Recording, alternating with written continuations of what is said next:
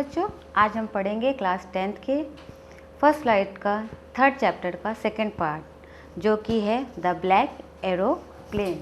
The black aeroplane by Frederick Forsyth. अगर हम story की बात करें, it is full of suspense, it is a mysterious story, जहाँ पे राइटर के साथ कुछ ऐसा होता है जिस पे लोग बिलीव नहीं करते, लेकिन क्योंकि राइटर के साथ ऐसा हुआ था तो ये बिलीव करता है कि कहीं ना कोई कुछ ऐसा है, सुप्रीम पावर है जो हमें बचाता है। तो अगर हम बात करें तो it was a starry night and the writer was thinking to visit his family. तो इसके लिए वो अपने उसका एक एरोप्लेन होता है जिसका नाम होता है डकेटा एरोप्लेन। अपने इस ओल्ड डकेटा एरोप्लेन से वो इंग्लैंड जाना चाहता है, क्योंकि अभी जो राइटर है वो फ्रांस में रहता है और उसकी जो फैमिली है वो इंग्लैंड में है। तो वो इंग्लैंड जाने के लिए रात कह लीजिए या सुबह के 1:30 बजे 1:30 AM ही मूव अहेड टू इंग्लैंड। अब जबकि वो क्या कहते हैं, फ्रांस से इंग्लैंड की ओर जा रहा होता है, तो वो ये सोच के खुश होता है कि आज वो अपनी फैमिली से मिलेगा, अपनी फैमिली के साथ टाइम स्पेंड करेगा, उनके साथ लंच करेगा, डिनर करेगा, खाना खाएगा, मस्ती करेगा, और इन सब वजह से वो बहुत खुश है। तो वो अपने जर्नी वो अपनी एरोप्लेन को उड़ाता रहता है और ये सारे बातों को सोच सोच कर खुश होता रहता है। अब क्योंकि उसका जो एरोप्लेन है वो थोड़ा पुराना है, तो वो पेरिस कंट्रोल रूम में फ़ोन करके ये पूछता है कि क्या वो सही डायरेक्शन में जा रहा है, कहीं ऐसा ना हो हमारी खुशी में वो गलत रास्ते पे चला जाए। तो पेरिस कंट्रोल रूम उसे कहती है कि आप 12 डिग्री वेस्ट की तरफ चले जाइए, जिससे कि आप सही डायरेक्शन में आगे बढ़ पाएंगे। अब जो राइटर है वो तकरीबन 150 किलोमीटर्स आगे तक आ गया था, यानी फ्रांस से चलते चलते उसने तकरीबन 150 किलोमीटर की जर्नी कर ली थी।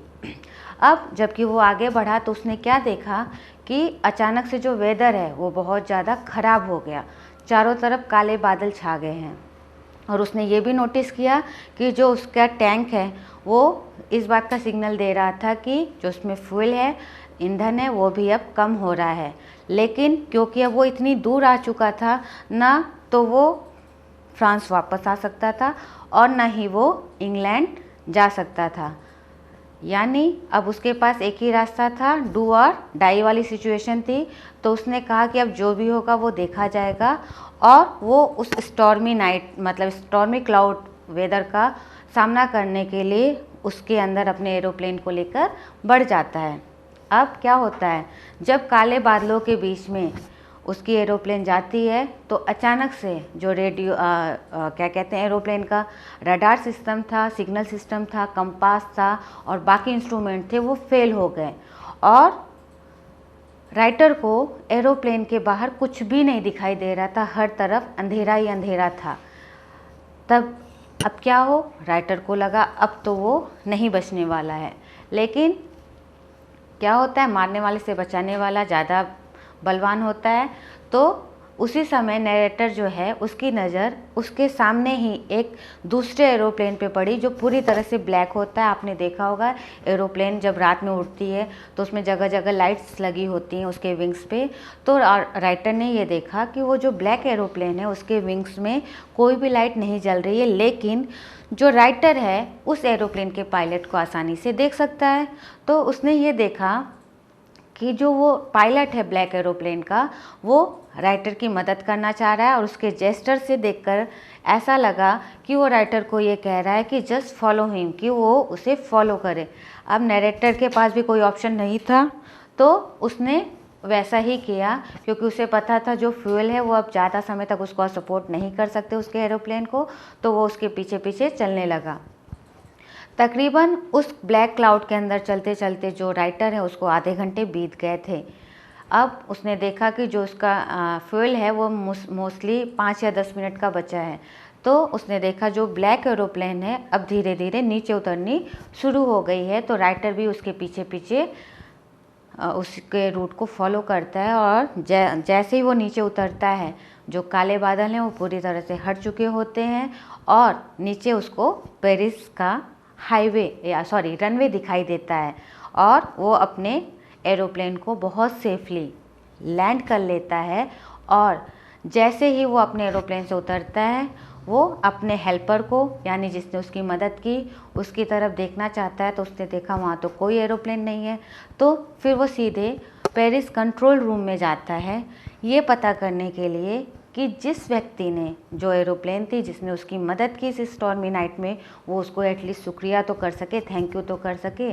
तो जो उस कंट्रोल टावर पे बैठी हुई लेडी थी, वो उसको बड़ा सस्पेंस के साथ देखती है और कहती है, दूसरा एरोप्लेन इस रात में आपके अलावा, इस पूरे मतलब स्टॉर्मी नाइट में आपके अलावा और दूसरा कोई एरोप्लेन नहीं था। तो राइटर ना, क्या होता है, अब आप सोचो, आप किसी ऐसे व्यक्ति के साथ मिल के आए हो जिसके साथ आपने समय स्पेंड किया, टाइम स्पेंड किया है, बातें की है, और तीसरा व्यक्ति आपसे कहे कि आप किससे मिल के आओ, किससे बात किए हो, तो आपको क्या होगा, यू विल बी शॉक्ड। तो अब राइटर भी जो होता है वो शॉक्ड हो जाता है। तो हमारी स्टोरी यहीं पे ख़त्म हो जाती है। अगर अब आपसे पूछा जाए कि आपको क्या लगता है कि जो ऑथर है उसकी मदद किसने की, सोचिए कौन हो सकता है। कुछ सुपर नेचुरल पावर हो सकती हैं, भगवान हो सकता है, या ये उसके खुद का राइटर की इमेजिनेशन हो सकती है कि उसने खुद सोच लिया हो कि उसकी कोई मदद कर रहा हो और इस तरह से वो बच के आ गया, या तो भगवान किसी और रूप में आके उसको बचा लिए। तो अलग अलग आप क्या कर सकते हैं, आप एजम्पशन लगा सकते हैं कि कैसे राइटर उस स्टॉर्मी नाइट से बचकर आ गया।